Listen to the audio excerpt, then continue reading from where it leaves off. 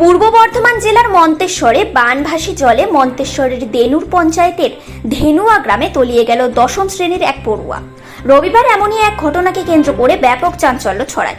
স্থানীয়রা জানান, ধেনুয়া গ্রামের বাসিন্দা পড়ুয়া স্থানীয় ভুরকুন্ডা হাই স্কুলে পড়াশোনা করত।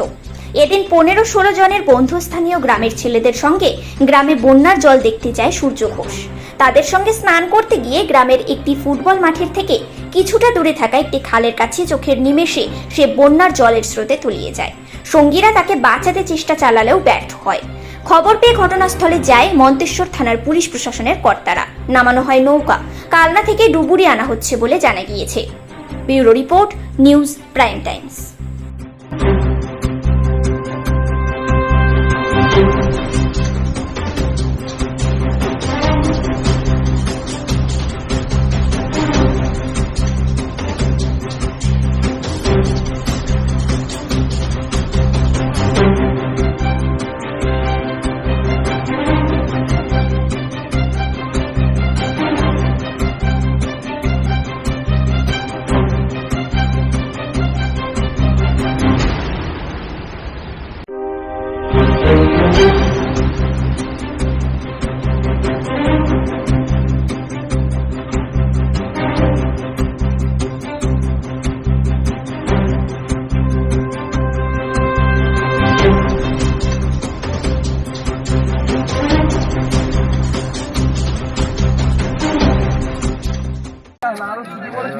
নাম ধেনুয়া গ্রামের রবীন্দ্র ঘোষ, বাবার নাম, ছেলেটার নাম সূর্য ঘোষ।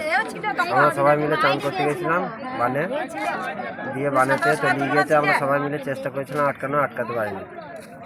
জলের তুলতে চলে গেছে, এখনো চলে গেছে, এখনো পর্যন্ত খুঁজে পাওয়া যায়নি তাকে। এখনো তদন্ত চলছে খোঁজার জন্য। পুলিশ এসেছে, আমরা সবাই এখনো খুঁজছি। গোটা গ্রামের মানুষ সবাই মিলে এসে খুঁজছে, তাহলেও খুঁজে পায়, এখনো তাকে খুঁজে পাওয়া যায়নি। গ্রামে মাঠে বন্যা এসেছে। গাদা ছেলে সেই বন্যায় চান করতে এসেছিল। চান করতে আসার ফলে রবি ঘোষের ছেলে, ওই বাচ্চা ছেলে সাঁতার কাটতে কাটতে, ওই 4-5 জন 6 জন 8 জন সাঁতার কাটতে কাটতে হঠাৎ করে ও ভেসে যায়। ভেসে যাওয়ার কারণে আমরা সারা গ্রামের মানুষ সেই জায়গায় সন্ধান করি। জলে গিয়ে ডুব দিয়ে দেখি জলের হাইট মোটামুটি 7 ফুট থেকে 8 ফুট পর্যন্ত আছে, কোনো জায়গায় 5 ফুট আছে। তা সেই জায়গায় আমরা সেই ছেলে এখনো পর্যন্ত সন্ধান করতে পারি নাই।